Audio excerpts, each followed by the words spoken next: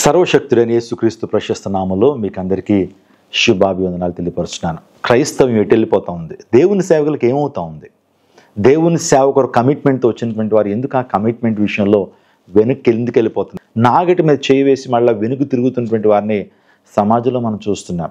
నేను ఎవరి గురించి మాట్లాడుతున్నాను మీకు అందరికీ అర్థమయ్యే ఉంటుంది. మీసాల గుర్రప్ప అనేటువంటి ఒక దైవజనుడు.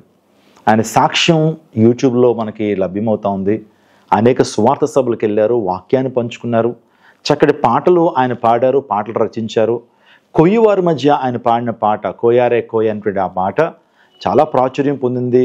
సోషల్ మీడియాలో ఎక్కడ చూసినా అది ఒక మీమ్స్గా కూడా ఆ పాటను మనం చూస్తూ ఉన్నాం. నిజంగా కొంతమంది సినిమా డైరెక్టర్ల దగ్గరికి వెళ్ళి ఆ పాటను మళ్ళీ రికార్డింగ్ చేసి ఆ పాటను చాలా ఫేమస్ చేయడానికి ఆ దైవజనుడు ఎంతగానో ప్రయాసపడ్డాడు. ఏం జరుగుతూ ఉంది? దేవుడు ఆయన ఎందుకు పిలుచుకున్నాడు? దేవుని సేవ అంటే ఏంటి?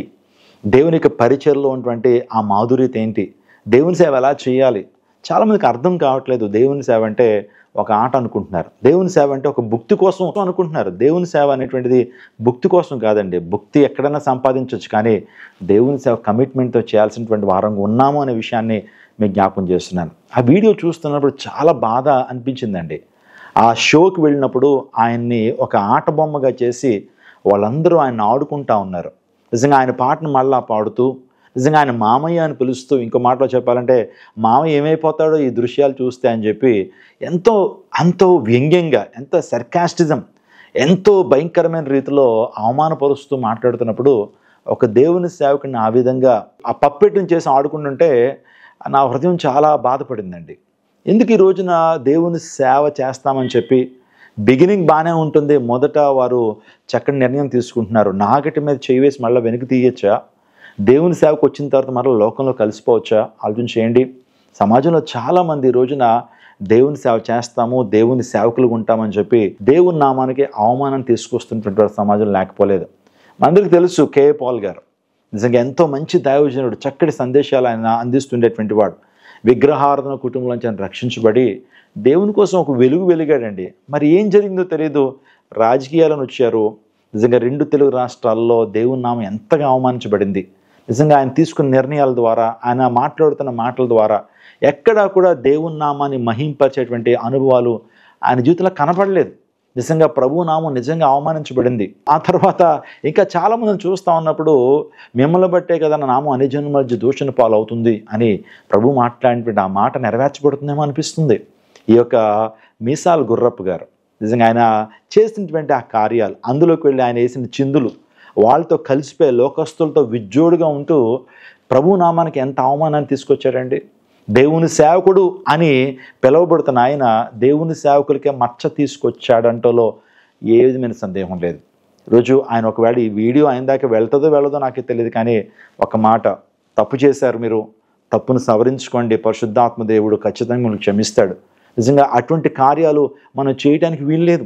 ఈరోజున దేవుని యొక్క పరిచర్లో మనం ముందుకు వెళ్తున్నప్పుడు లోకం మనల్ని ఆకర్షించడానికి వీల్లేదు, లోకంలో పోకళ్ళు మనల్ని అంటుకోవడానికి వీల్లేదు. అసలు భక్తి అంటేనే లోకమాలిని అంటించుకోకుండా ఉండటం అనేది. రీసెంట్గా నేను గత ఆదివారమే మా సంఘంలో మాట్లాడాను. ఎఫ్రాయిం గురించి మాట్లాడుతున్నాను. ఎఫ్రాయింకు నడక నేర్పిన వాడు నేనే, ఎఫ్రాయిం నాకు ఇష్టమైన కుమారుడా, నాకు ముద్దు బిడ్డ అని దేవుడు ఎఫ్రాయిం గురించి మాట్లాడాడు. ఎఫ్రాయిం దేవుడు ఎంతగానో దీవించాడండి. ఎఫ్రాయిం అంటే ఎవరంటే యోసేపు కొనుక్కున్న 2 కుమారులు చిన్నవాడు ఎఫ్రాయిం. ఎఫ్రాయింని దేవుడు ఎంతగానో ఘనపరిచాడు. నిజంగా వాస్తవానికి ద్వితీయ సంతానమైనప్పటికీ జ్యేష్ఠత్వ హక్కును పొందుకోవడానికి దేవుడు కృప చూపించిన ఎఫ్రాయిము మరలా లోకం వైపు తిరిగిపోయాడు, మరలా పాపం వైపు తిరిగిపోయాడు, లోకస్తులతో కలిసిపోయాడు, విగ్రహములతో కలిసిపోయాడు. ఎఫ్రాయిం గురించి చాలా భయంకరమైన విషయాలు దేవుని వాక్యంలో రాయబడ్డాయి. అతడు విగ్రహములతో కలిసిపోయినని హోషేయ గ్రంథం 4:17 రాయబడింది. దేవుని కొరకు ప్రత్యేకంగా జీవించాల్సిన ఎఫ్రాయిము లోకంతో కలిసిపోయాడు. లోక స్నేహము దేవుని దృష్టికి వైరమని దేవుని లేఖనం సెలవిస్తూ ఉంది.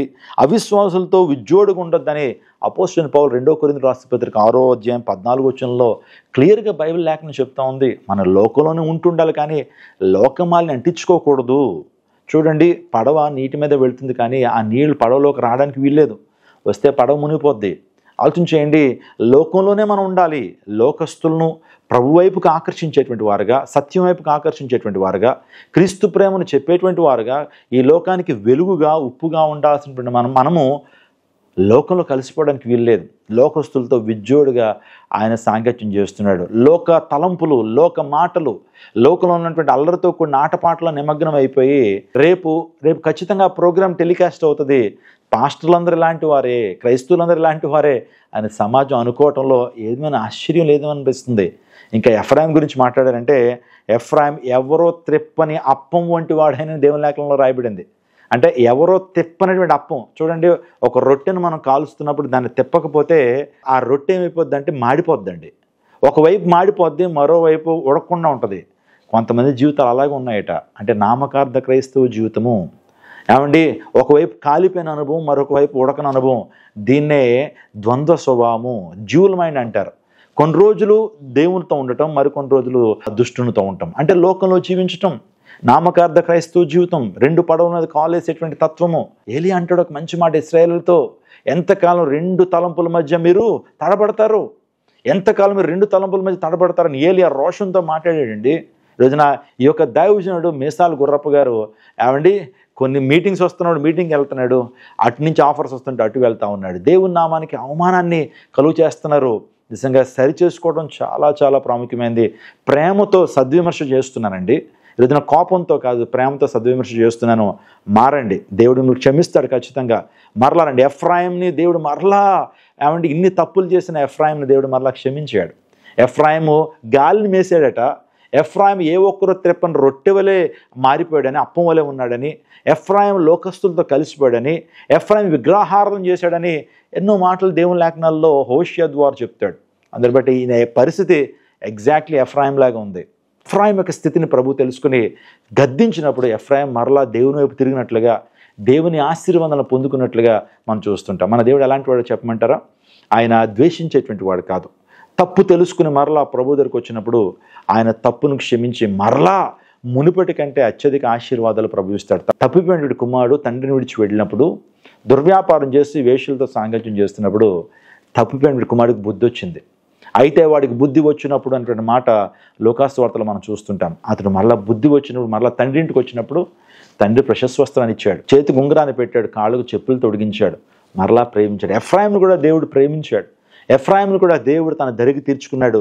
ఎఫ్రాయిం అంటాడు, అతన్ని కరుణింతును. కాబట్టి ఒకవేళ దేవుని సేవకులుగా ఉంటూ కొన్ని విరుద్ధమైనటువంటి కార్యాలు చేస్తున్నావా, నన్ను ఎవరు అడిగేవారు లేరు అనుకునేటువంటి ఆలోచనతో ఉన్నారా? కొంతమంది ఏమో ప్రసాదాలు తినచ్చు అంటారు, కొంతమంది మేము వేరే వేరే దేవుళ్ళ పేర్లు ఉచ్చరించవచ్చు అని చాలామంది రకరకాలుగా ఎవరి స్టేట్మెంట్లు వారికి ఇచ్చేస్తున్నారు. ఎవరికి ఇష్టానుసారంగా వాళ్ళు ఏమైనా ముందుకు వెళ్తా ఉన్నారు. ఎవరికి ఇష్టానుసారంగా వాళ్ళు సేవ చేసుకుంటూ వెళ్ళిపోతారు, మమ్మల్ని అడిగేటువంటి వారు లేరనేటువంటి భావంతో చాలామంది ఉంటున్నారు. ఒక ఆయన అంటే నేను ఎక్కడ పెడతాడు, స్క్రీన్లు పెడతాను, ఒక చోట ఉండి నేను తెర మినిస్ట్రీ చేస్తానని ఒక ఆయన అంటాడు. ఒకవేళ దైవ సేవకులుగా మనుషులు నిన్ను అడగకపోవచ్చు, కానీ దేవుడు అడగడా? వాక్యానుసారంగా నడుచుకోవద్దా? క్రమం ఉందే సేవకి. సేవ చేయడానికి ఒక క్రమం ఉంది. ఆ క్రమానుసారంగా మనం ముందుకు వెళ్ళాలి తప్పించి ఇష్టానుసారంగా చేయడానికి వీల్లేదు. క్రమాన్ని అనుసరించాలి. ఒక దహన బలి అర్పించాలి అంటే దహన బలికి కత్తి అవసరం అండి. కత్తి అంటే దేవుని వాక్యానికి సాదృశ్యం. వాక్యానుసారంగానే ముందుకు వెళ్ళాలి. ఒక దహన బలి పాత నిబంధన కాలంలో అర్పించాలి అంటే కత్తి కావాలి, ఆ తర్వాత కట్టెలు ఉండాలి, కట్టెలు సక్రమంగా పేర్చాలి. ఈ రోజున దేవుని పరిచర్య కూడా సక్రమంగా క్రమంగా మనం చేసినప్పుడు అది దేవునికి ఇంపైన సువాసనగా ఉంటుంది. దహన బలికి నిప్పు అవసరం, అంటే పరిశుద్ధాత్మ సహాయం అవసరం. కాబట్టి గుర్రప్ప గారి విషయంలో చాలా బాధ కలిగిందండి. ఆ వీడియో చూస్తున్నప్పుడు చూక్కుమనిపించింది. ఏంటి ఆయన ఇలా బిహేవ్ చేశాడు? దైవికంగా ప్రారంభించబడిన ఆయన ఈ రోజున లోకానుసారంగా మారిపోయాడే. దేవుని నామానికి మహిమ తీసుకురావాల్సినటువంటి వాడు ఈ రోజున ఎంత భయంకరంగా ఆ షోలోకి వెళ్ళి వారి చేతిలో ఒక పప్పెట్గా మారి వాళ్ళతో కలిసిపోయి దేవుని నామానికి అవమానకరంగా ఆయన జీవించడం చాలా బాధాకరం అనిపించిందండి. కాబట్టి నా ప్రియ దైవజనుడా, నేను ప్రేమతో చెప్తున్నాను, దయచేసి దేవుని దగ్గర క్షమాపణ అడగండి. సో దేవుడు ఖచ్చితంగా మిమ్మల్ని క్షమిస్తాడు. దేవుడు మిమ్మల్ని వాడుకుంటాడు. దేవుడు తన రక్తం చేత మిమ్మల్ని కడిగాడు. కాబట్టి మరలా లోకంలో జారిపోద్దు. లవోదిక సంఘంలో దేవుడు మాట్లాడిన విషయాలు మీకు తెలుసు అని అనుకుంటున్నాను. లవోదిక సంఘంలో దేవుడు మాట్లాడు, నువ్వు వెచ్చగానన్నా ఉండు, లేకపోతే చల్లగానే ఉండు, నువ్వు వెచ్చగా ఉండొద్దు. ఒకవేళ అలా జీవిస్తే నేను ఉమ్మేస్తానని దేవుడు మాట్లాడుతున్నాడు. కాబట్టి నువ్వు వెచ్చని జీవితాలు మనకొద్దు, క్రీస్తు కోసం జీవిద్దాం.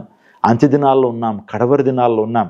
దేవుడు ఏనాడో చెప్పాడు, సంగమా నా నామం పేట అనేక మంది అబద్ధ బోధకుల మీ దగ్గరికి వచ్చి మనల్ని మోసం చేస్తారు. గొర్రెతోలు కప్పుకున్న తోడేల మీ దగ్గరికి వస్తారు. అబద్ధ ప్రవక్తలు బయలుదేరతారు. జాగ్రత్త అని చెప్పాడు. కాబట్టి మనం జాగ్రత్త పడదాం.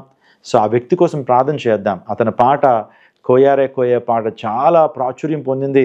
అది క్రైస్తవ పాట అని ఆయనే చెప్పాడు. చాలామంది ఇంటర్వ్యూ చేసినప్పుడు ఇది క్రైస్తవ పాట అండి, నేను క్రీస్తుని ఆరాధించడం కొరకు కోయి జాతి ప్రజల కొరకు ఈ పాట రాశాను అని చెప్పాడు. కానీ ఆ పాటను మరలా సినిమాల్లో కూడా పెట్టడం నిజంగా చాలా చాలా బాధాకరం అండి. ఏదో సినిమాలో పెట్టారట, దాని గురించి కూడా ఇష్యూ అయింది. ఒక విలేకరి ఆ హీరోని అడుగుతున్నాడు, మరి ఈ పాట పెట్టారు కదా, ఇది రిలీజియస్ సాంగ్ కదా, ఇది మతపరమైనటువంటి పాట కదా, యేసుప్రభు వారి పాట కదా, ఎందుకు పెట్టారంటే ఆ హీరో చెప్తున్న మాట ఏంటి తెలుసా, మేము ఆయనతో మాట్లాడాం, పెట్టుకోవచ్చు అన్నాడు, ఇది క్రైస్తవుకు సంబంధించింది కాదు అన్నాడు, పెట్టుకోవచ్చు అని అన్నాడు అని ఆయన చెబుతున్నాడు. ఈ పాట ఎప్పుడైతే వైరల్ అయిందో మీమ్స్గా, ఆ వ్యక్తి మరలా ఆ పాట రికార్డ్ చేశాడండి. ఎవరో ఆ మూవీ సినీ డైరెక్టర్ పిలిచాడు, మళ్ళీ ఆ పాట రికార్డ్ చేసి ఇంకా దాన్ని వైరల్ చేయాలనేటువంటి ఆ కుతూహలం, ఆరాటం ఆయనలో కనిపించడం చాలా విచారకరం. చూడండి, దేవుని సేవ అనేది భుక్తి కొరకు మాత్రమే కాదు, పొట్టను పోషించుకోవడం కొరకు మాత్రమే కాదండి. ఏదైనా విలువలతో కూడిన పరిచయం చేసినప్పుడు దేవుని నామానికి మహిమ. ఏలియా మనకి అందరికీ కూడా ఆదర్శప్రాయంగా ఉన్నాడు కదా, నేను యవ్వన సందులో నిలబడ్డాను అంటాడు. కాబట్టి మనందరం కూడా ప్రభు సముఖంలో నిలబడ్డాం, సాతానికి దేవునికి మధ్యలో నిలబడ్డాం. అందరి బట్టి దేవుని సేవకులు చాలా జాగ్రత్తగా ఉండాల్సినటువంటి వారం మనం. కాబట్టి మనల్ని బట్టి దేవుని నామానికి అవమానం జరగకూడదు. కాబట్టి దేవుని సేవకులుగా ఉన్నటువంటి వారు దయచేసి మీ సాక్షి జీవితాన్ని కాపాడుకోండి. మన సాక్ష్యం కంటే, మన యొక్క బోధల కంటే మన సాక్ష్యం ఎక్కువగా కేకలు వేస్తుంది. Our witness will shout more than our preaching. మనం చెప్పే బోధల కంటే మన సాక్ష్యం ఎక్కువగా కేకలు వేస్తుంది. కాబట్టి సాక్ష్యాన్ని కాపాడుకుందాం. సో ఈ యొక్క మీసాల గుర్రప్ప గారి గురించి చాలా నేను విచారిస్తున్నాను. ఆయనలో పరివర్తన రావాలని దేవుడు ఎఫ్రాయింని ఏ విధంగా కనికరించాడో ఆ దైవజనుని మీసాల గుర్రప్ప గారిని కూడా మరలా దేవుడు కనికరించి, సో దేవుడు బహుబలంగా తను వాడుకోవాలని ఆటవీకుల మధ్య, ఆ కోయి జాతి వారి మధ్య, నిజంగా ఆ ఏజెన్సీ ప్రాంతాల్లో ఆ సేవకుని వాడుకోవాలని ప్రార్థన చేద్దాం. జీవితంలో అందరూ తప్పులు చేస్తారు. కాబట్టి తప్పులు చేసినప్పుడు దాన్ని సవరించుకుని మరలా ప్రభు పాదాల దగ్గరికి వెళ్ళి క్షమాపణ అడిగి దేవుని కనికరాన్ని పొందుకోవాలి. దావీదు తప్పు చేశాడు, కానీ నాతాను వచ్చి గద్దించినప్పుడు దావీదు క్షమాపణ అడిగి మరలా రక్షణానందాన్ని తిరిగి పొందుకున్నాడు. నా ప్రియ దైవజనుడా, ఈ మాటలు ఒకవేళ నీకు చేరితే కనుక ఈ మాటల ద్వారా నీ జీవితాన్ని మార్చుకో. దేవుడు నీతో మాట్లాడుతున్నాడు, పరిశుద్ధాత్మ దేవుడు నీతో మాట్లాడుతున్నాడు. ఎప్పుడు కూడా అటువంటి కార్యాల దగ్గరికి వెళ్ళి దేవుడిని ఘనపరుస్తారు, దేవుడికి పోషణ ఇస్తారు, అన్ని విషయాల్లో దేవుడిని హెచ్చిస్తాడు. లోక సంబంధమైన ప్రాంతాలకు వెళ్ళి యేసయ్య నామానికి అవమానాన్ని తీసుకురావద్దని చేతులెత్తి విజ్ఞప్తి చేస్తున్నాను. ఈ యొక్క ప్రేమగల మాటలు మీరు పాజిటివ్గా తీసుకుంటారని భావిస్తున్నాను. దేవుడిని క్షమించి మునుపటి కంటే అత్యధికంగా దేవుడు మిమ్మల్ని వాడుకోవాలని మనసారా కోరుకుంటూ ఈ మాటలు ముగిస్తున్నాను.